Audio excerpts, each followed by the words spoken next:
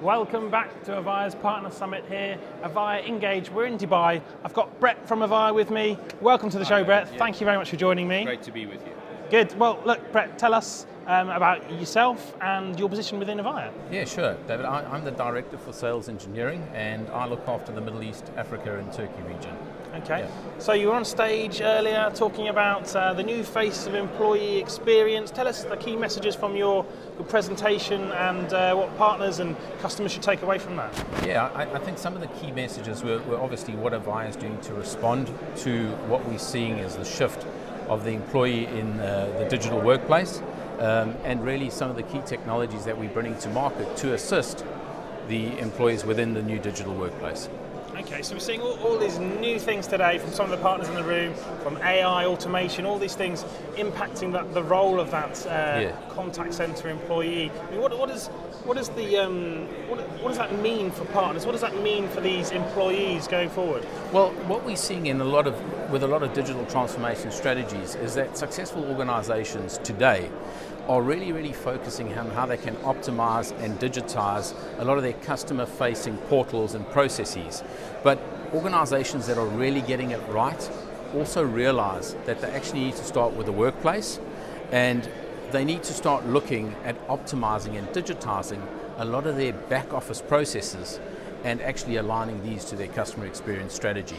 And once they get that right, then they're truly going to start succeeding in the digital workplace. I mean, this is a journey rather than a destination, though. Yes, absolutely. It is a journey, and again, there is an evolution. Obviously, organizations want to make sure they're getting a presence in the digital marketplace today. So that's why a lot of them have started out with the customer-facing portals, and then obviously transforming a lot of those customer-facing processes. But now they realize to take it to the next level, they really need to look within the organization and make sure that employees are also contributing towards the customer experience. What we've seen, and certainly it's a shift we've been talking about for the last 4 or 5 years here, is that it's no longer the contact center that's servicing customers. The whole enterprise actually can serve customers. And a lot of the intellectual property that's sitting within enterprises is actually sitting in the back office. Employees with years of experience supporting the front office. It's really now, how do we improve and bring workflow automation into the front office from the back office to really enrich that employee experience, as well as increase obviously our customer satisfaction levels. Is that employee experience, is that going to be the difference between a good contact center and a great contact center? Is that the secret sauce? I think certainly the employee experience and being able to support your customer experience strategy from within the back office is certainly part of the secret sauce, and actually using the whole organization to serve your customers. I think that's what's going to differentiate a lot of organizations. If you have a look at technology, it's all around how organizations take our technology and they actually deploy them to get the right business outcome. So really, if we have a look at the employee experience, simplified, it's actually just giving the employees the right tools with the right context to enable them to do their job correctly. That's really it, simplified. If those tools are team working and collaboration tools, so be it. If those tools are more customer-facing tools, but it's making sure that we profile the employees within the organization and the role that they're actually doing, and then we give them the tools to execute on those.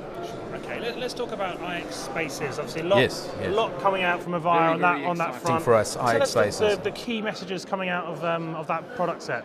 Well, I think one of the key things with IX Spaces is it's a born in the cloud product. Okay, it's sitting on the Amazon cloud infrastructure, so Amazon Web Services, and really it's not a new product for us. It's a product that we've developed over time, but what it is, it's a true team working and video collaboration product. So very rapid deployment, as it's cloud-based. We've got 3 very simple offers to get customers started straight away. And one of the key things that we're doing that differentiates us from Spaces, is that a lot of organizations are employing messaging and document collaboration platforms, and then they're augmenting these with rich video collaboration platforms, two disparate platforms. Granted, they might have plugins or adapters to be able to work cross-functional across both.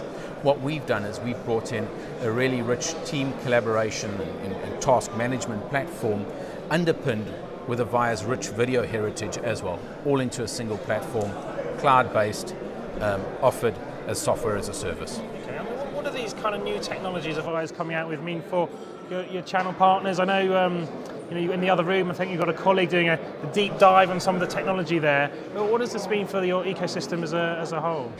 What it really means for our ecosystem, specifically a lot of our customers that are pretty much voice-centric today, is we can actually offer them hybrid cloud services now.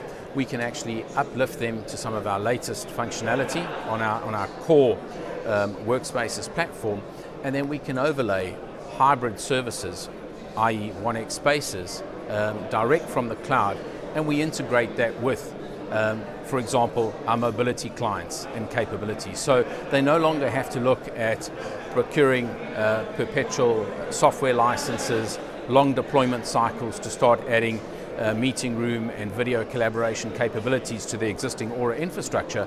They can automatically start deploying hybrid team collaboration and video capabilities directly from the cloud. And in the last few weeks, we've heard a little bit about some of your subscription offers as well for some of these things. I mean, fantastic as well. Yes. Yeah. I mean, what does this mean for partners? What is this going to enable them to achieve? So for partners and for customers, in talking to a lot of organisations over the last 3-4 years, some of them, specifically some of the more mature contact centres, they're very hesitant to move directly from on-prem into public cloud, for example. And really, what they've been asking from us is for a flexible, pay-per-use commercial model.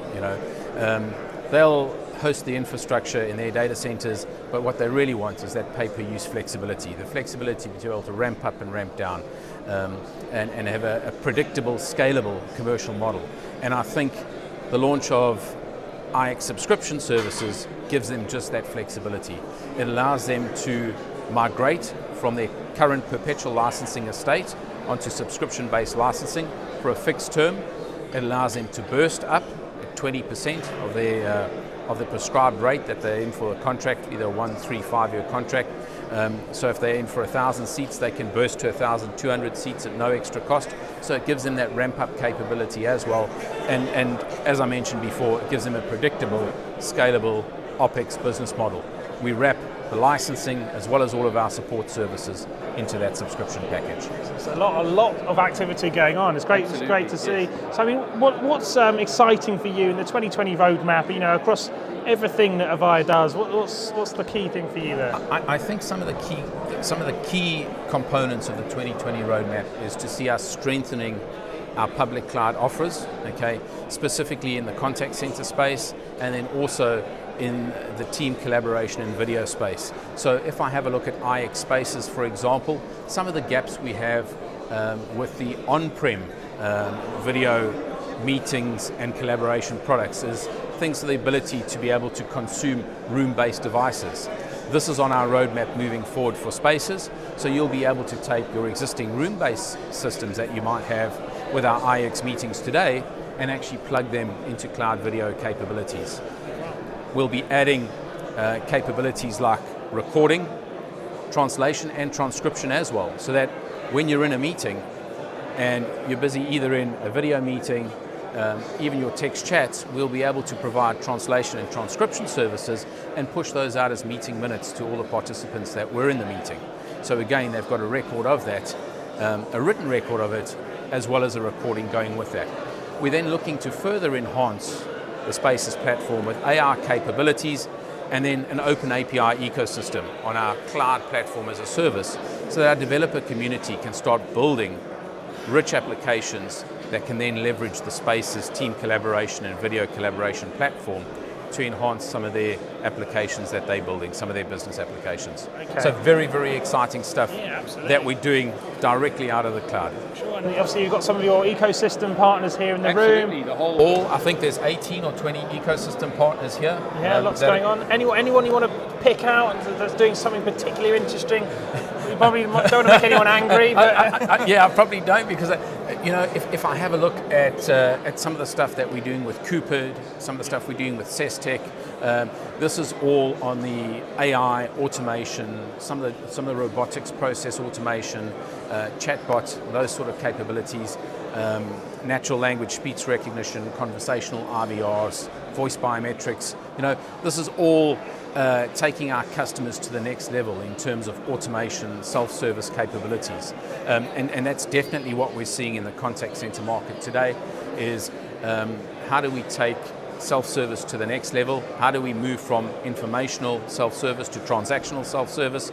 These are some of the technology partners and the solutions that they're bringing to market are enabling those capabilities for us.